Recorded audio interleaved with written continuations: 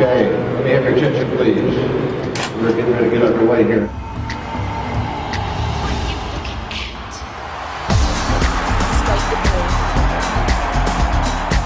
It was extremely exciting. We're part of the Super Bowl, a game that people anticipate all year. We're part of the halftime show with Madonna. Ladies, let's get to it. Madonna is a symbol of beauty. Madonna is a symbol of joy. She's a symbol of energy and talent, and this show represents that, and this show projects that in the images that we've been producing. With many, many meetings, we figured that the best opportunity would be to do projections onto the field. Madonna liked the idea a lot, and the Super Bowl backed it, and everyone was really happy with that. So we went from there, and we started designing different concepts of content, so different looks for different songs. So for me, it was more about doing some research, looking at her previous shows. Always interesting to see what was done for that song specifically, and then try something different. When this is approved, we go into the production phase. The production phase is when the direction is extremely clear, so we're ready to take the animation forward. For example, do we do a shoot? What elements do we do to create this animation? So behind the production of these famous songs, we had a great team. We had a team of designers like Alia, Tariq, among others, animators, Adam, Katie, Aude, our content manager, François Desrogers, multimedia director, Pam, and Saki as the overall creative director. So I guess the first big challenge was to figure out a way to make this Super Bowl an extravaganza, to really stun the audience and to make something very different. There was a great team on board, so there was Bruce Rogers that designed the whole stage, Al Gordon that designed the lighting, there was Ricky from Touchdown Entertainment, Jean-François Bouchard at Cirque du Soleil, Michel Laprise was the co-director with Jamie King on the project, Lawrence from the Super Bowl, and a whole team of very talented people. It was really inspiring to work so closely with Madonna. She's such a passionate artist, and she gets involved in all the little details of her show. I think she's the most multidisciplinary artist I've ever worked with. As we're conceptualizing the show, we had to think of what's happening on the field projection, and we had to think about what's happening on the LED floor of the stage, as well as the LED ribbons that wrap the whole stadium. So it's really a matter of thinking in an integral way, and then working very closely with Al Gordon for the lighting, because all these visual elements kind of synchronize together.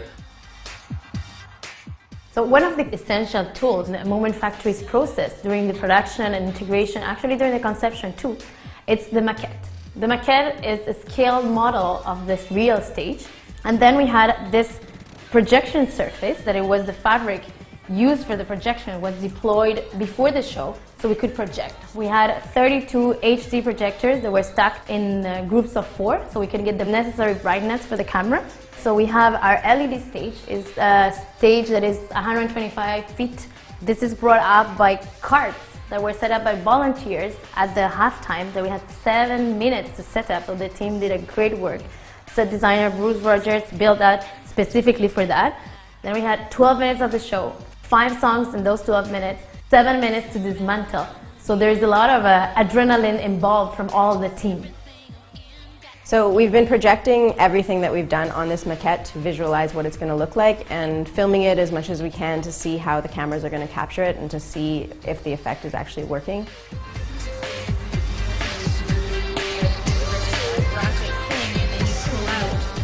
Oh, the stage is 3D. Oh, and maybe this is really there too. Can we see a picture of the other one? Yeah, and there's also a big group on the music. And what's going to be interesting, since we're more doing the show for TV than for the people who are going to be watching it live, we're going to be making a lot of trompe-l'œil effects. So we're going to fake 3D with that projection on the field. The TV is most of the time going to be focused on Madonna. So we have to think about this variety of camera angles. We're not going to always have this beautiful wide shot for our trompe-l'œil effects and our big eye candy moments. So we have a workflow in which we create 3D elements and we film them from a certain perspective in our 3D software, and then bring them in our 2D software and deform them so that when we film them from the same perspective, we see what we would see in 3D.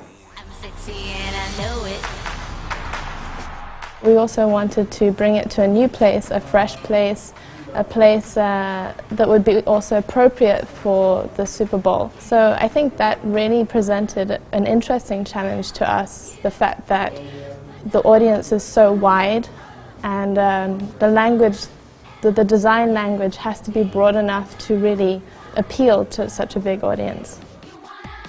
A lot of it had to be sound driven because Madonna is very meticulous in how she likes, things to hit the beat, when it should hit the beat. So the obvious choice was to have the sound drive the color and the lighting. It saved us a lot of time, but it also made it look 10 times better because it was very precise. You want to be able to see the scene, have a lot of movement, and rapidly kind of get out of it into the next scene. So it's very punchy. There's a lot of changes, a lot of variety. But the trouble with this part is that you don't want to have so much variety that you can't follow anymore. You want to be able to make sense and to be able to have like a sense of continuity, not just kind of like rush from one look to the next. So then, when this process is finished, we have our famous integration, which is the most challenging moment of the process, but it's the most amazing one at the same time. Super Bowl! This is when we go on site and we see the set and the space for the first time. We were set on a production office on a trailer. There was a great vibe. I mean, everyone was happy to be there. We were pushing our limits a bit, but in a good way. We just jumped from trailer to trailer, going to Amy Hamilton from the camera team, sitting down, reviewing the maquette. Okay, do we put the camera here? Do we put it there? No, here she's changing, so we need a transition and focus on the content. It's little stuff which makes a difference in the show.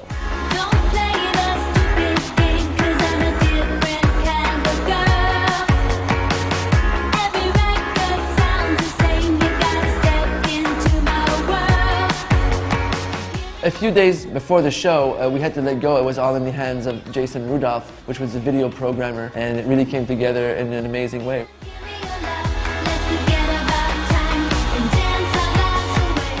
So finally we're there, we're on the field, sharing this moment with the whole people in the audience and the people in their houses and their families and friends, and people really think that we projected on the field.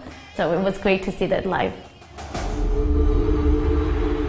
People's reaction was amazing. I mean, I'm getting goosebumps right now actually just thinking about it, how people were inspired, people were so impressed. It's also one of the first shows that I've done where everybody I know saw it. It's one of the most watched shows in American history. 111 million people were watching that show. Many people are tweeting and Facebooking and everything at the same time. There was a social media boom actually during the Super Bowl time.